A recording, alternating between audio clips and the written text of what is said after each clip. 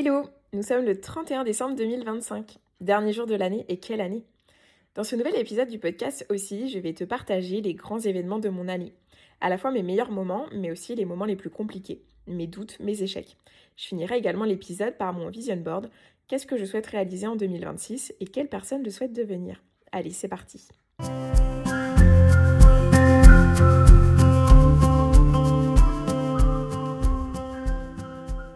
Ok, pour ça, petit retour en arrière. On est le 1er janvier 2025. Je suis à Perth, en festival. Il fait 40 degrés, j'ai chaud. Ça fait plusieurs jours que je suis sur ce terrain vague, au milieu de nulle part, à l'occasion du Lost in Between. Festival que mon meilleur ami Alex a créé il y a quelques années avec ses amis. Une grosse majorité des backpackers français de Perth se sont réunis ici à l'occasion de la nouvelle année. L'ambiance, elle est folle. Il y a 3 scènes qui balancent de la techno et de la drum and bass. On est déguisés ou peu vêtus, parce qu'il fait chaud. Les corps sont libres et se déhanchent au rythme des BPM. Je viens de retrouver Alex après 5 ans sans cette vue, ainsi que Antoine, le petit frère d'un de mes amis.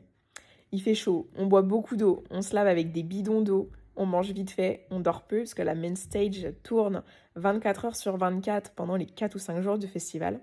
Notre confort, il est proche de zéro, mais je suis heureuse. Je me sens tellement bien.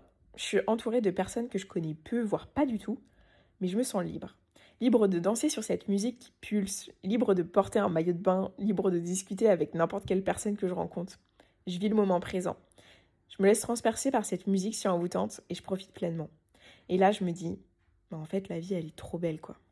Une fois le festival fini, du coup, je vais retrouver la ville de Perth. Je vais partir en road trip avec Antoine dans un premier temps, puis avec Pierre.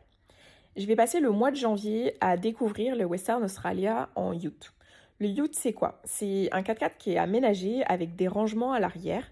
La plupart sont équipés de roof tentes, mais nous, on n'en a pas, donc en fait, on a un swag. Et un swag, c'est une tente, en fait, qu'on va venir placer du coup, juste à côté du 4x4. On fait quelques courses, mais on cuisine très peu, malgré le fait qu'on ait une cuisine dans le ute. On va manger assez light et rapidement pour pouvoir profiter au max de notre voyage. Notre niveau d'hygiène, c'est rudimentaire. On n'a pas de douche, on n'a pas de WC.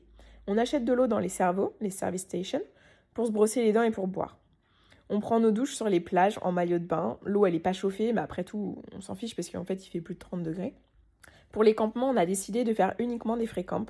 Donc, j'avoue que très souvent, c'était pas hyper glamour. On était proche de la route. Parfois, on dormait juste à côté des service stations.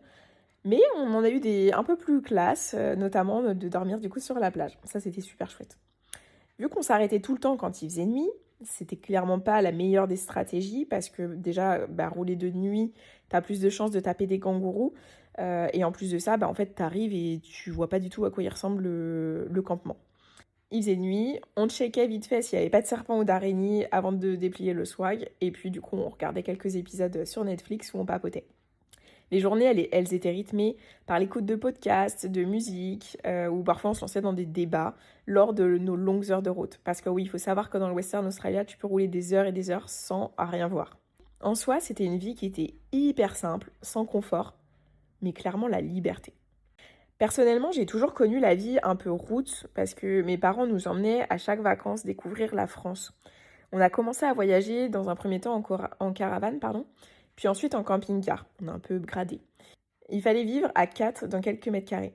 C'était pas facile. Ado, j'avoue, j'étais vraiment pas fan de cette période. Mais j'ai appris à vivre avec pas grand-chose, à faire attention à ma consommation d'eau, à prendre des douches qui parfois étaient froides très rapidement. Je vous raconte pas la galère quand t'as les cheveux longs. Mais il fallait faire attention parce que fallait que tous les 4, on puisse avoir la possibilité de prendre une douche à peu près chaude.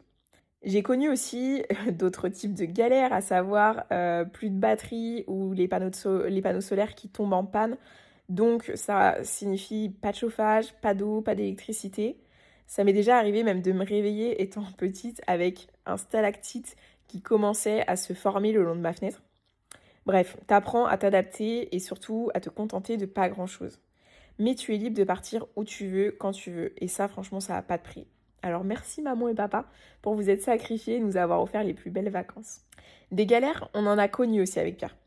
À savoir, la clé du contact du ute s'est cassée un soir à 22h30. Notre swag était posé à 30 minutes de route. C'était notre premier jour du road trip. On se connaissait depuis à peine 5 jours. On s'était rencontrés à Melbourne, des jours précédents. Clairement, on allait savoir si, oui ou non, on était fait pour bien s'entendre. Après 30 minutes à essayer de bricoler la clé tout en gardant notre calme, on a réussi à reprendre la route. Mais ça ne s'arrêtera pas là, puisqu'on va perdre les clés des coffres, on va les faire refaire, puis on va en casser 2 sur 3. Tu l'as compris, les clés, c'était clairement pas notre fort. Le frein à main va nous lâcher. Les feux supplémentaires de la barre, parce qu'en fait, sur les yachts, très souvent, il y a une espèce de grosse barre qui vient entourer le pare-brise. Et ça permet du coup d'éclairer encore plus, surtout quand tu roules de nuit. Donc ça, c'est hyper important. En fait, c'est un peu comme des pleins phares, quoi. Donc les feux supplémentaires de la barre vont nous lâcher aussi. On va clairement s'adapter pendant ce road trip. Fin janvier, du coup, le road trip arrive à sa fin et il est temps pour nous donc de suivre nos chemins respectifs.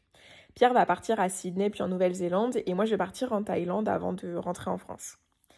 J'avais rien prévu ni planifié pour la Thaïlande parce que déjà j'étais censée partir à Bali, sauf qu'en fait j'avais pas du tout regardé la météo et c'était pas du tout la période pour partir à Bali. Donc je me retrouve à partir en Thaïlande à l'improviste. Et pour le coup, je vais apprendre aussi à me laisser aller et voyager seule. Parce que mine de rien, depuis mon départ en novembre 2024, j'ai tout le temps voyagé avec du monde. Soit j'étais avec ma sœur, soit j'ai rencontré du monde, notamment à Uluru sur la Great Ocean Road, ou après du coup avec Antoine et avec Pierre. Je vais passer 2 semaines à voyager d'île en île. Je vais apprécier du coup de retrouver un peu de solitude. Mais j'avoue que les rencontres et Pierre vont me manquer assez rapidement. Début février, c'est l'heure pour moi de rentrer en France. Je décide de faire la surprise à mes proches parce que je n'avais pas eu l'occasion de le faire il y a 6 ans, donc je prends ma revanche. Et puis ça rend le retour plus beau, découvrir le visage de ses proches quand ils s'y attendent pas, vivre les émotions du retour. Je vais rien t'apprendre en te disant que les good vibes du retour, elles s'essoufflent assez rapidement. Et à ce moment-là, c'est la nostalgie du voyage qui prend le dessus. Après, contrairement à 2020, je l'avais anticipé. Donc j'étais déjà dans mes démarches pour retrouver une saison. En plus, je retrouve mon appart parce que je l'avais gardé. En fait, je reprends un peu ma vie d'avant et je planifie aussi quelques projets perso. Le mois de février et le mois de mars ont été pour moi plutôt tranquilles. J'ai fait quelques extras, j'ai profité de moments simples. J'ai repris à courir. J'ai fait mes premiers RP, mon premier 10 km notamment. J'étais assez fière. Je suis allée en soirée techno toute seule aussi. Une chose qui vraiment me tenait à cœur parce que en soi c'était un événement où j'avais trop envie d'aller, mais j'avais aucun pote qui était dispo ou que ça emballait. Et je me suis dit, en fait, non, clairement je vais pas me priver de faire cette soirée juste parce que je suis toute seule. J'ai été capable de voyager à l'autre bout du monde solo, donc en fait partir en soirée techno dans ma ville, je vais le faire aussi. Puis avril, la saison a commencé, le rythme s'est enchaîné progressivement. J'étais hyper contente de retrouver la restauration après l'avoir stoppée pendant 1 an et demi à peu près. Prendre les commandes, discuter avec les clients, retrouver le rush du service, la cohésion d'équipe où on se soutient quand le rythme s'intensifie, que les gros événements s'enchaînaient. Nous, en tout cas, au Sable d'Olonne, on a eu, ça pour tout le monde, mais les fériés du mois de mai. Après, on a eu Vendeva, c'est une course de pirogue.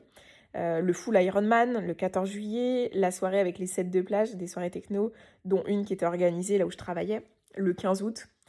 Les journées de repos, elles diminuent, les heures, elles s'enchaînent, la chaleur et la fatigue, elles augmentent. Et plus les mois passent et plus je fatigue. Je commence à devenir à bout de nerfs, il y a des choses qui ne me conviennent pas, mais j'ai toujours eu du mal à m'exprimer, alors je vais encaisser, je vais prendre sur moi, mon corps va me rappeler à l'ordre. Je commence à me gratter, ça commence à saigner, l'eczéma s'installe.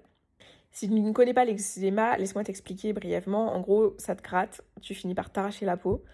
T'en as conscience ou pas en fonction de si tu es éveillé ou non, mais rien n'y fait. Du coup, tu dors mal, ton sommeil, il n'est pas du tout réparateur, c'est hyper douloureux et ton moral, tout comme ton estime et ta confiance en toi, baissent. Bref, tu rentres dans un cercle vicieux. Et vu que j'étais déjà bien fatiguée de la saison, mes crises vont me mettre au plus bas. Mon corps va vraiment lâcher. Et je vais finir par écouter mon corps, mes proches et mon médecin, et finir par m'arrêter 2 semaines avant la fin de mon contrat qui était prévu donc fin septembre. Se mettre en arrêt, c'est souvent très mal vu et perçu en France. Ça signifie un peu genre t'es feignant, t'es pas capable, t'exagères, t'amplifies tes symptômes ou autre. Moi, je l'ai vécu personnellement comme un échec parce que en fait, j'ai pas réussi à aller au bout de mon contrat, à faire ces 2 semaines qui m'étaient demandées. 2 semaines, c'est rien comparé aux 6 mois de saison.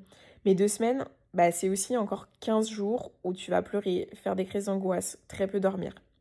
Et en fait, moi, j'attendais de me retrouver aux urgences défigurées, parce que c'est un événement que j'ai déjà vécu il y a quelques années. Parce que en soi, tant que t'en as que sur le corps, enfin que le visage ça va, bah, tu peux vivre avec. Et puis, une amie m'a fait réaliser que, bah, en fait, mon corps, il s'exprimait déjà. Il m'envoyait déjà tous les signaux d'alarme que la case d'urgence, bah, en fait, elle devait pas arriver. Il fallait déjà que je m'écoute. Donc, j'ai décidé bah, d'écouter mon corps et il aura fallu quand même plus un mois et demi à peu près pour se remettre de cette crise. Les 3 derniers mois de cette année m'ont permis de prendre du temps pour moi, de faire ce que j'avais envie. À savoir, je me suis formée au métier de barista. J'ai revu Pierre et Antonin, mes amis d'Australie, quand j'étais à Paris. Je suis allée à un concert d'artistes australiens, parce que oui, il y avait des Australiens qui venaient jouer en Vendée, alors clairement ça se loupe pas. Et étant pleinement convaincue de vouloir retourner vivre en Australie, dès le mois de mars, j'avais entrepris des démarches auprès d'un agent d'immigration pour connaître le process que je devais suivre pour espérer la PR, à savoir la résidence permanente. J'ai également pris contact avec GoStudy et Study Destination, qui sont des agences spécialisées dans les student visas afin de pouvoir m'accompagner dans la recherche de mes études, ainsi que la ville où je souhaitais étudier. Chaque mois, j'ai traversé différentes étapes, que ce soit au niveau des recherches, faire des exercices, des tests d'anglais, fournir des documents. L'Australie prenant une place importante dans ma vie, je pense que tu l'as compris maintenant, et étant multipotentielle, j'adore découvrir de nouvelles activités. J'ai donc décidé, je crois que c'était en octobre ou début novembre, donc de créer ce podcast, le podcast aussi, où je te partage mes aventures et mes conseils pour vivre en Australie. Et puis récemment, j'ai aussi revu mon compte Instagram pour lui donner un aspect un petit peu plus professionnel. Et ces dernières semaines, du coup, j'ai développé donc, de nouvelles compétences, que ce soit dans l'enregistrement du podcast, sa diffusion sur les plateformes, le montage vidéo, la création de la chaîne YouTube, l'édition de posts Instagram. Au début, quand je me suis dit, bon, il est l'heure de faire le récap sur 2025, j'étais un peu mitigée. Je me suis dit, bon, cette année, elle était pas faux folle non plus. Enfin, j'ai eu l'impression de vivre pleinement que lors de mes voyages. Parce qu'il faut dire qu'on fait plein d'activités, on découvre des nouveaux lieux, on rencontre des nouvelles personnes. Alors que pendant la saison, à contrario, j'ai eu l'impression vraiment de mettre ma vie entre parenthèses pendant 6 mois. J'étais rythmée entre aller au travail vers, allez, on va dire 11 heures et rentrer du travail à 22 heures. Et du coup, ça s'est enchaîné pendant 6 mois. Alors que finalement, avec du recul, je me dis que chaque période de l'année m'a apporté son lot de compétences. Durant la saison, j'ai appris que j'étais capable d'enchaîner des semaines de 60 heures, de travailler dans des environnements de forte affluence, de me surpasser, mais qu'il fallait quand même que je m'écoute. Si je devais un peu résumer 2025, je sais que je suis capable d'entreprendre plusieurs projets à la fois et surtout, j'apprends très vite. Alors 2026, qu'est-ce que je souhaite pour cette nouvelle année? De quoi est composé mon vision board? 2026, c'est une nouvelle année et c'est le début d'un nouveau cycle. On a entendu pas mal parler. 2025, c'était une année en neuf, c'est la fin d'un cycle. Donc 2026, c'est le nouveau, c'est le renouveau qui fait illusion au fait que je souhaite m'expatrier en Australie. De ce fait, recommencer ma vie à zéro à l'autre bout du monde. Je vais pas te mentir, m'installer en Australie est mon plus gros projet de cette nouvelle année. Et je sais dès à présent que je vais faire face à de nombreuses difficultés. Parce que oui, le student visa, c'est une grosse prise de risque et c'est beaucoup d'investissement, que ce soit financier ou temporel. Mais c'est mon rêve. Je le manifeste depuis déjà de nombreuses années, donc pour moi, il n'y a pas d'autre option que de vivre en Australie. Donc je sais que je vais y arriver, peu importe la difficulté que je vais traverser. D'un point de vue professionnel, je souhaite travailler dans un petit café, continuer de servir mes clients, améliorer mon latte art et vivre de ma passion. Parce que j'avoue que la restauration, c'est plus qu'un métier, pour moi, c'est une passion. Mais je me lance également un nouveau défi, et pas des moindres. En plus de continuer à vous enregistrer de nouveaux épisodes sur le podcast, comme je l'ai indiqué, je souhaite professionnaliser mon compte Instagram et collaborer avec des marques. Alors, je vais pas faire de la skincare ou des trucs qui me ressemblent pas, mais plutôt collaborer avec des marques sur la thématique du voyage et bien évidemment des marques australiennes. Alors c'est un sacré défi que je me lance parce que clairement la création de contenu, malgré le fait que j'ai fait des études en communication, c'est un métier qui demande beaucoup de temps, une grande créativité, il faut tout le temps innover et surtout c'est aussi dépendre des algorithmes. D'un point de vue personnel, pour le coup, je souhaite continuer d'apprendre et me former à de nouvelles compétences, parce que ça, c'est quelque chose qui me permet vraiment de me sentir vivante. Je souhaite aussi être plus régulière dans le sport en me créant une routine adaptée à mon travail. Honnêtement, quand je suis en Australie, je sais que j'arrive à me lever hyper tôt, faire plein de choses le matin, et du coup, je me couche plus tôt. Et en vrai, genre, ce rythme, il me réussit bien. Parce que pour le coup, c'est un rythme qui est sain. Enfin, vraiment, je trouve que tu fais tellement de choses le matin, t'es dans une bonne énergie, surtout si t'as fait du sport avant. Donc, en vrai, c'est vraiment un rythme que j'ai envie de retrouver, qui est complètement l'inverse de celui que j'ai actuellement en France, où je me lève tard et je me couche tard. Et j'ai l'impression d'être tout le temps fatiguée, alors que je fais des sacrées nuits.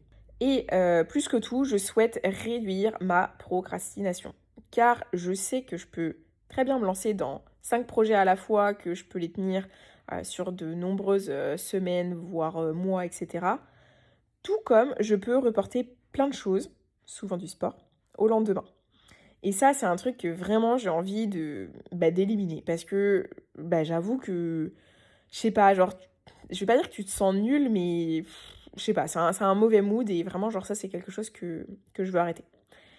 Je souhaite également m'épanouir et vivre pleinement le moment présent, me sentir libre, toujours continuer d'oser, continuer à dépasser mes peurs, mais plus que tout, m'écouter, que ce soit mon corps ou mon intuition, parce que mine de rien, elle a toujours raison et elle sait où m'emmener. Du coup, j'ai très hâte de découvrir ce que cette nouvelle année va me réserver. Et toi, est-ce que tu as créé un vision board? Dis-moi en commentaire ou sur mes réseaux sociaux, donc Suzy Deben. Quels sont tes projets du coup pour cette nouvelle année, cette année 2026? Ah oui, et j'oubliais, je voulais aussi t'informer que dès à présent, le podcast sera bimensuel. Donc en fait, je publierai un nouvel épisode toutes les 2 semaines. Voilà, et on se retrouve bientôt pour un nouvel épisode sur le podcast aussi. Si tu as aimé cet épisode, n'hésite pas à le liker, à mettre un petit commentaire, à le partager ou même à t'abonner sur la plateforme de ton choix. Ça m'aide beaucoup et ça m'encourage à vous proposer du contenu. Alors merci et à bientôt sur le podcast aussi.